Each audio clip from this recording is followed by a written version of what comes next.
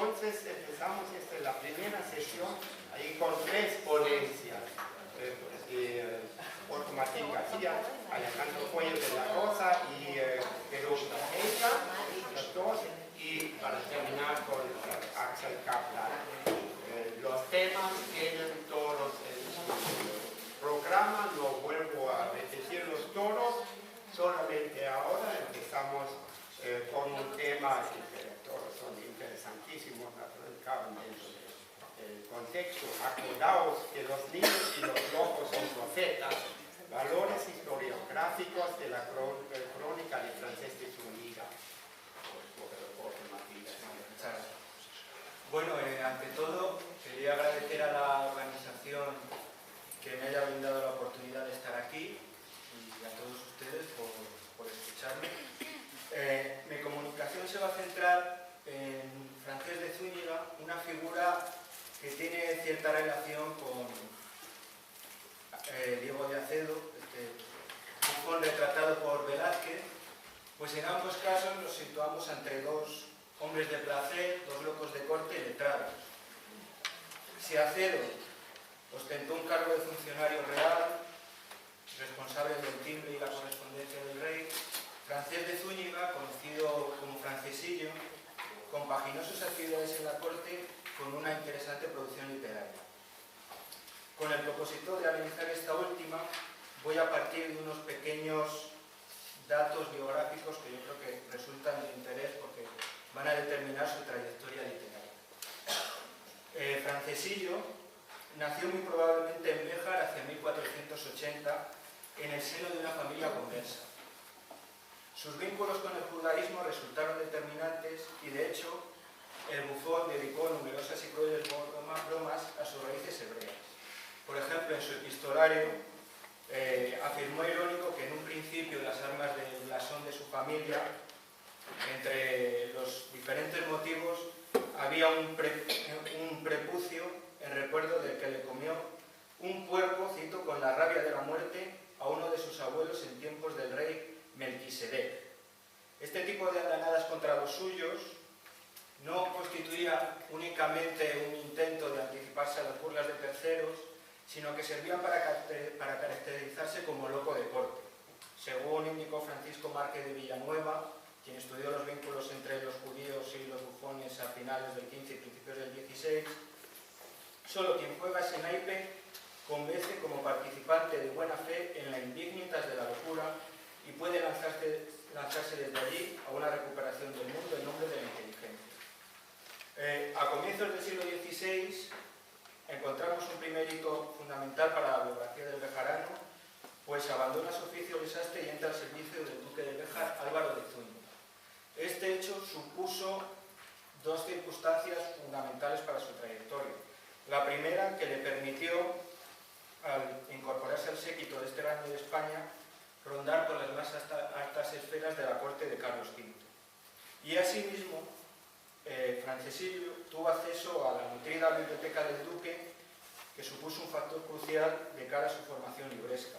De cara a nuestros intereses, si consultamos el inventario estudiado de la biblioteca de Álvaro de Zúñiga, que estudió Agustín Redondo, allí vamos a encontrar una serie de cronistas que pudieron servir de cara a la formación del Bufón, como Fernando Pérez Guzmán, Hernando del Pulgar, Alonso Venero, Lucio Marineo Sículo, entre otros cronistas. Un segundo hecho relevante, fundamental, es cuando, hacia la década de los 20, entra como hombre de placer, como loco de corte, al servicio de Carlos V. Aquí, en esta época, en esta década, es cuando comienza y termina su trayectoria literaria. Además, al formar parte del séquito del emperador, pudo asistir en persona a muchos de los hechos que relató en su crónica.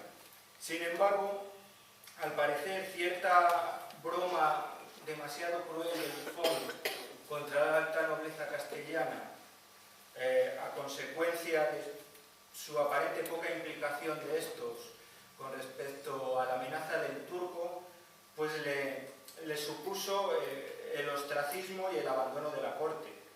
En una de las cartas que cierran su epistolario, que dirigió a la emperatriz Isabel de Puerto se lamenta por la suerte de ostracismo en la que se encontraba. Según sus propias palabras, decía Francesillo, por su estilo particular del que ahora hablaremos: el duque de Béjar no me mira, aunque pase por junto a él, el condestable me guiña, el marqués de Cenete me amenaza, Museos de la Sau me las cura y Sancho Bravo me las pega, domine ayúdame. Por último, en 1531, por fin, igual que Lázaro de Tormes, obtiene un ansiado cargo público que tuvo que comprar, fue nombrado alguacil mayor de Béjar. Lo que pasa es que lo que sucedió es que a los 4 meses de empezar dicho cargo murió de unas cuchilladas que le propinaron unos desconocidos una noche. Nunca se han aclarado las circunstancias de la muerte. Ya fue Francisco de Monzón quien dijo que un señor de Castilla lo mandó a asesinar como venganza por las malicias graciosas del bufón, aprovechando que poco antes había muerto su antiguo protector, el duque de Béjar. Sin embargo, las circunstancias no están claras y también puede haber sido debido a las dificultades y los peligros que venían con el cargo de alguacil. Bueno, tras esta introducción vamos a centrarnos en el principal objeto de estudio de nuestra comunicación, la llamada crónica burlesca del emperador Carlos V. Este es uno de los testimonios más hermosos que se conservan en la Biblioteca Nacional. Se trata de una crónica que aparentemente entre burlas y veras narra los principales sucesos comprendidos entre 1516 y 1529. Las investigaciones indican que su redacción se elaboró en 3 fases que se corresponden con los años de 1526, 1527 y 1529, que coinciden con su marcha de la corte carolina. Ahora bien, si nuestro loco de corte fue silenciado en vida de un modo u otro, en cierta forma la recepción de su crónica ha propiciado que ciertos valores importantes de esta parecen quedar ocultos. En términos generales, las labores de Zúñiga como Truán parecen haber determinado la recepción del texto. El texto de Francesillo ha sido imbricado sin apenas género de duda dentro de las tradiciones literarias bufonescas. En principio, esta clasificación no implica una consideración negativa, antes al contrario. Para Márquez Villanueva, esta crónica constituye la más directa expresión literaria del oficio bufonesco. José Luis Bastañaga Ponce de León lo sitúa como uno de los principales representantes de la literatura bufonesca. Rafael Sánchez Paso lo compara con la nave de los locos de Brandt o el elogio de la locura de Erasmo.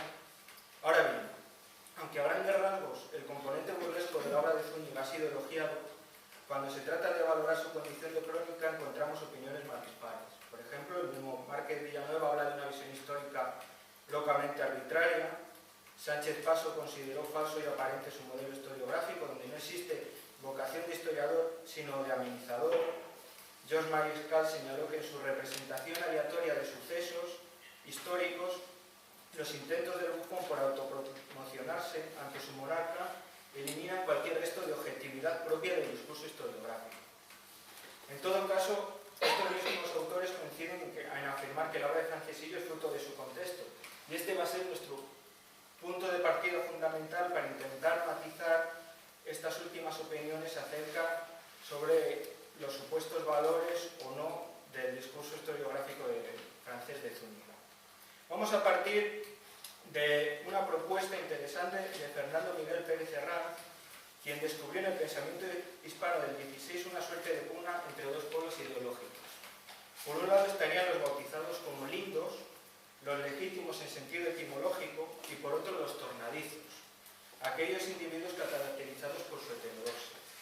Sin embargo, como explica Pérez Herranz, esta aparente situación dicotómica debe interpretarse más como una relación tensa entre ambas posturas, capaces de variar sus planteamientos, que como un antagonismo insalvable. Esta alternancia da lugar a la figura del tornalín, cuyos esfuerzos por mantener una posición ortodoxa traen consigo un desplazamiento a los márgenes y viceversa. Algunas posturas surgidas de la heterodoxia coincidían en mayor medida con las directrices centrales que las aparentemente ortodoxas. Si partimos de estas premisas y contemplamos la obra y personalidad de Zúñiga a través de ellas, podemos hallar nuevos valores en su producción historiográfica. Tenemos que tener en cuenta 3 ideas principales. Por un lado, como señaló Richard Kagan, durante el periodo carolino, la cronística sobre su reinado nunca tuvo un modelo consolidado ni uniforme. De hecho, todo lo contrario. Abundaron las propuestas muy diferentes y también fragmentarias, truncadas y frustradas. Por el caso de Bernardo de Gentile, Paulo Giorgio, Pedro Girón, Guevara e incluso el mismo Francesillo. Asimismo, tenemos que tener en cuenta otro hecho fundamental, también señalado por Kagan. La historiografía se contemplaba como un modo de autopromoción que abría la posibilidad tímidamente de ascender en el sistema social cerrado de la época. Asimismo, debemos matizar la acusación o la calificación de amena de la historiografía escrita por Francés.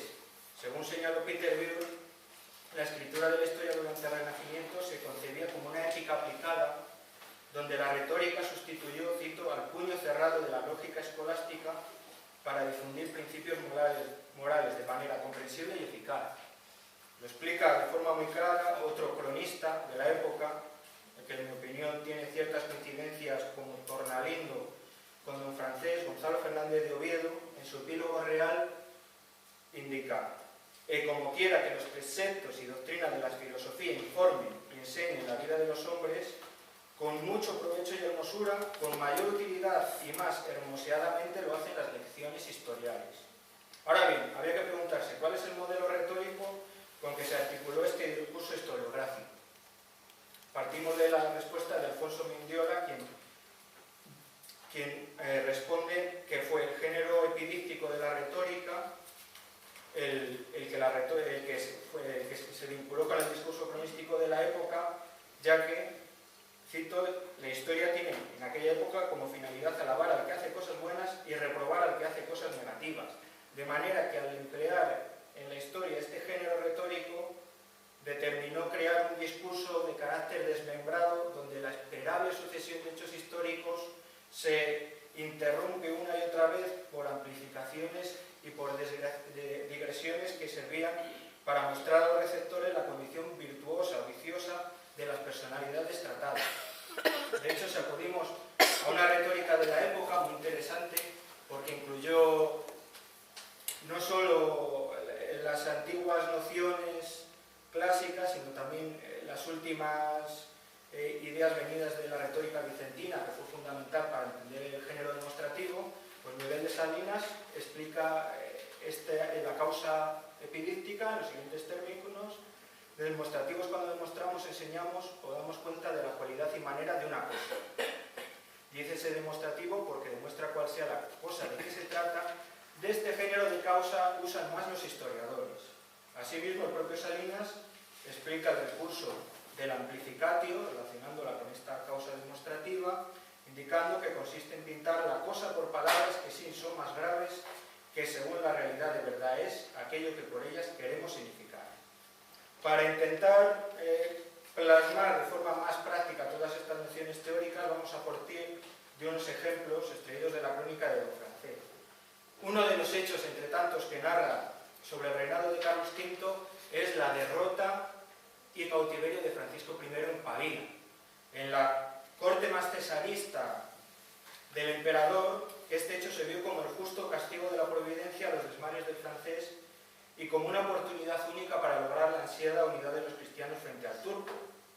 Uno de los creadores de este pensamiento, Alfonso de Valdés, redactó él mismo una crónica sobre este suceso, una relación sobre la historia de Pavía, y entre otros hechos indicó: al conocer el emperador la derrota de su rival, y el emperador se retrusó en su cámara a dar gracias a nuestro Señor, reconociendo que de él venía esta victoria, y no consintió que en su corte se hiciesen alegrías profanas. Valdés pretende subrayar la humilitas de un monarca que acaba de someter a otro príncipe cristiano. Esta virtud también fue destacada por Gonzalo Fernández de Oviedo en su visión del rey de Francia en términos similares. Que fue cosa muy notable y digna de quien es el emperador, que ansí como le fue dicho, sin hablar palabra ni mostrar alteración, se entró en un oratorio a dar gracias a aquel soberano Señor y Dios dispensador de todo por la victoria. Bien, ¿qué hace Francesillo en su crónica? Pues su discurso no es muy diferente, pero él realiza un ejercicio de amplificación. Como el muy alto emperador fue salido de la nueva prisión, y añade la supuesta oración del emperador: Señor Jesucristo, Rey de los Reyes, gracias sean dadas a la Virgen Santa María, etc. Al reproducir de manera decorosa las pasionales palabras de Carlos V, Zúñiga trata de impactar aún más a los destinatarios. Asimismo, este recurso proporcionaba verosimilitud al relato, lo que redundaba en una presentación más provechosa de un modelo de conducta que además resultaba más fácil de insertar en la memoria de los receptores. Además, no deja aquí este episodio interrupto Zúñiga, sino que, como recomendaba Salinas en su retórica, el género epidéctico podía cerrarse con una serie de pequeñas amplificaciones, ejemplos que demostraban la tesis principal. Zúñiga se acoge a un proceso parecido y clausura su relato por medio del tópico del sobrepujamiento, que consiste en comparar las cualidades del objeto del discurso con, como indicó Curtius, con casos famosos tradicionales. ¿Qué es lo que hace Zúñiga? Pues cita una serie de ejemplos, pero con su particular estilo. Así, indica ejemplos de personas como el rey de Francia que han sido tan ingratos y soberbios. Por ejemplo, habla de Tisbe, hija del rey Lisuarte, siendo vencida del amor de Semiramis, dio de puñadas a la reina Germana, y como la reina se viese padecer sin culpa, dijo a grandes voces: muera don Juan Carrat, etcétera, etcétera. Este fragmento nos parece más que representativo del estilo francesiano, pues el Bejarano subvierte por medio del humor la mecánica del género. Aquí el bufón parodia los arranques de erudición presentes en textos de la época, al combinar de manera disparatada tradiciones como el mito clásico y la afición caballeresca y el guiño cortesano. Pero, tras este chascarrillo interno, la referencia a la reina germana, dirigido a un sector muy concreto del estamento nobiliario, la estructura retórica de la causa demostrativa sigue intacta, así como su lectura moral, entendida esta en términos exegéticos. Terminamos nuestra exposición con un ejemplo de interés que en esta ocasión está relacionado con la incorporación a su crónica de una serie de epístolas dirigidas por Francés a varias personalidades históricas de relevancia. La crítica ha visto el uso de cartas por parte de Francesillo como un medio, como una suerte de imitación de autores como Guevara, que usaban este mismo recurso. Sin embargo, tenemos que hacer un par de matizaciones. Las investigaciones de Sánchez Paso han confirmado que, a pesar de que resultan evidentes los contactos de la obra de Zúñiga con la de Guevara, la génesis del texto bejarano es anterior a los de Guevara. Y asimismo, tal como estudió Pedro Cátedra, desde finales del siglo XV era frecuente que las cartas pasaran a formar parte de los textos cronísticos con el fin de dotar a estos últimos de mayor dosis de verismo. El ejemplo más significativo, que aquí lo quiero expresar con el cuadro famoso de la carta burlesca que enviaron los cosacos al sultán, es una carta donde Francesillo se dirige en persona al gran turco Solimán después de la derrota de Luis II en Hungría, y en esta carta Francesillo dirige un duro cartel de desafío al sultán. Aunque el tono paródico no desaparece, pues de hecho él se atribuye el carácter de conde, don francés y una serie de fórmulas y dignidades nobiliarias inventadas, burlescas, pero nos hallamos ante un discurso severo donde Zúñiga expresa su adscripción a una queste caballeresca comprometida con la causa imperial. La Petitio de la misiva incluye una significativa declaración de intenciones, donde destaca, es una reformulación del mito de la Reconquista, donde Francesillo se autodenomina sucesor del linaje de los Godos, y aquí es donde vemos la ironía de Zúñiga. Ahora bien, esto por sí solo podía ser uno de tantos chascarrillos. Lo importante, donde vemos que la obra está cohesionada, es que inmediatamente después Zúñiga describe las Cortes de Valladolid de 1527, donde se burla de la timorata y elusiva respuesta de la nobleza castellana a los requerimientos del emperador de afrontar el peligro otomano. De esta forma, el loco Zúñiga aventaja su relato al estamento dominante con un discurso paródico pero no por esta causa deja de ascribirse a los mismos principios ideológicos que deberían seguir los miembros de dicho estrato social. Entonces, concluyo, Francesc de Zúñiga articula por medio del humor más ácido un mensaje que, pese a aparente tono heterodoxo, trata de acercarse a las posiciones pergeñadas en su momento por el entorno de la Cancillería carolina. En el fondo, esta es la mayor broma concebida por un truán que se muestra más implicado con la causa imperial que sus supuestos máximos representantes. Ahora bien, como indicamos antes, será esta pretensión la que precisamente emplace al bufón cronista a los márgenes del género. En nuestra opinión, esta circunstancia añade todavía más interés a una figura como Zúñiga, capaz de transitar por todos los niveles del espectro ideológico y literario, al tiempo que consigue escamotear las expectativas de sus destinatarios pasados y presentes, conformando así una obra única tanto en su condición como crónica y como burla. Muchas gracias.